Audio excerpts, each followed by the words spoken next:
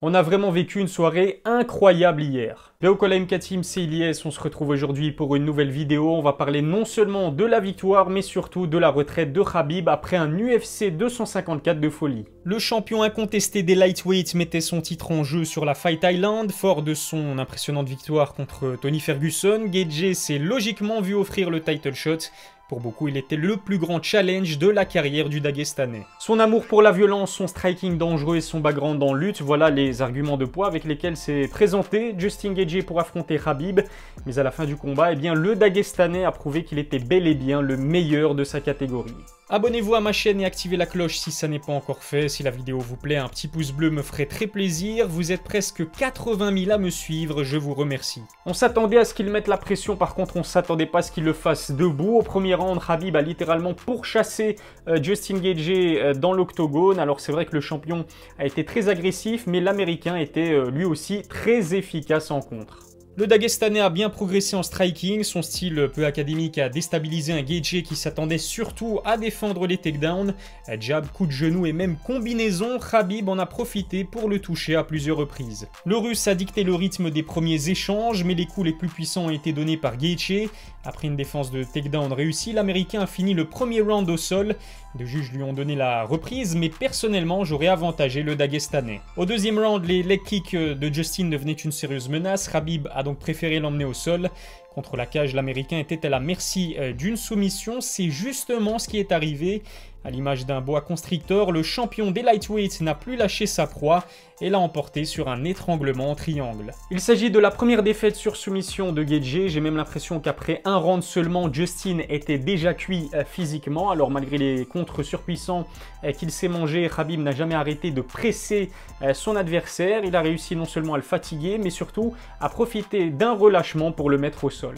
Avant le combat, Gaethje avait promis qu'il serait le premier à faire saigner le Russe, mais des deux combattants, c'est bien son visage qui est le plus marqué. Pourtant, Khabib s'était rarement mangé autant de coups, une preuve de plus que sa peau est faite en granit. Après sa victoire, Khabib s'est effondré en larmes au milieu de l'octogone. Il a pu enfin relâcher toute la pression qu'il subit maintenant depuis plusieurs mois. C'est bien sûr le premier combat auquel il participe après la mort d'Abdulmanap. J'imagine qu'il a dû avoir une pensée émue pour son père. En pleurs après sa victoire, Khabib a confirmé qu'il s'agissait de son dernier combat à l'UFC. Il a fait la promesse à sa mère qu'il ne remettrait plus les pieds dans un octogone. Il a ajouté que l'absence de son père était beaucoup trop difficile à gérer. À 32 ans, fort de 29 victoires en autant de combats, Khabib tire sa révérence au top de sa forme. Il aura défendu son titre à 3 reprises face aux meilleurs combattants de sa catégorie. Malheureusement pour eux, Conor, Dustin ou encore Justin n'ont pas trouvé la solution face au monstre. Sa domination au sol et ses qualités athlétiques exceptionnelles font de lui le meilleur poids léger de l'histoire. Le moins que l'on puisse dire, c'est qu'il a vécu une année très éprouvante. Pour la 5e fois de sa carrière, son combat contre Tony Ferguson a été annulé à cause d'une pandémie mondiale.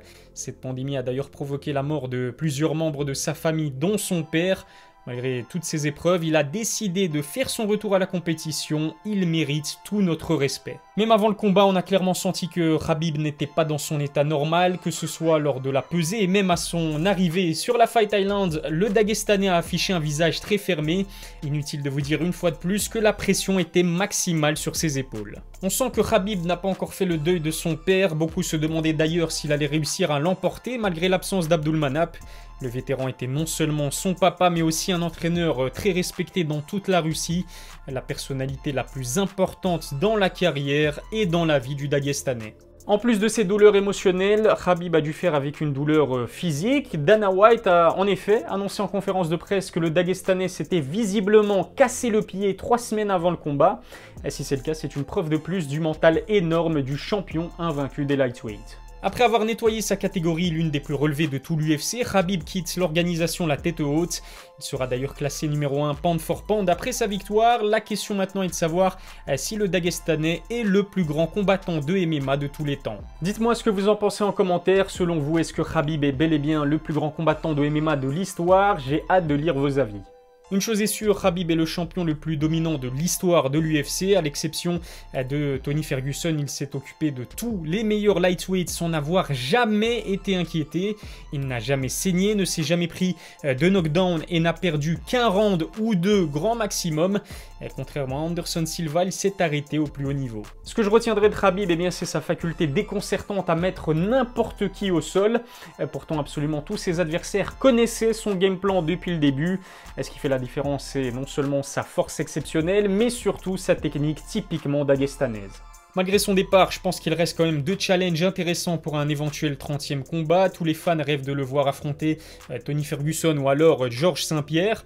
Khabib est un homme de défi et je suis sûr qu'une opposition contre l'un de ses adversaires pourrait le faire changer de décision, à condition bien sûr qu'il prenne enfin le temps de panser toutes ses blessures. En tout cas, de nombreuses personnalités ont tenu à rendre hommage aux Dagestanais. Dana White n'a pas tari d'éloges et a estimé qu'on devait être heureux d'avoir assisté aux exploits de Khabib. Même son grand rival Conor McGregor s'est fendu d'un message plein d'émotions. John Jones, Ryan Garcia et même Cristiano Ronaldo ont salué la performance de la superstar. Voilà ce que je pouvais dire sur la victoire et la retraite de Khabib Nurmagomedov. Qu'on l'aime ou qu'on le déteste, eh bien on ne peut que s'incliner face à la carrière exceptionnelle du Dagestanais. Il restera à jamais l'un des plus grands champions, tous sports de combat confondus. En plus du main event, le co-main event a également tenu toutes ses promesses. Robert Whittaker et Jared Cannonier se sont livrés à une véritable guerre. L'Australien a fini par l'emporter logiquement sur une décision unanime, mais le troisième round aurait pu finir sur un KO d'un côté comme de l'autre. Tous les combats de cette main card se sont terminés après 2 rounds maximum. Mention spéciale à Philip Howes qui n'a fait qu'une bouchée du pauvre Malkoun. Pour son premier vrai combat à l'UFC, l'Américain a plié son adversaire en l'emportant sur KO après seulement 18 secondes. Cet UFC 254 restera longtemps gravé dans nos mémoires. Voilà, c'est déjà tout pour la vidéo. Merci à toutes et à tous de m'avoir suivi en nombre sur Twitter pour commenter cet UFC 254. Je vous invite d'ailleurs à vous abonner à mes réseaux sociaux. Les liens sont dans la description. On se dit en tout cas à très vite pour une nouvelle vidéo. D'ici là, je vous souhaite une excellente semaine. Prenez soin de vous.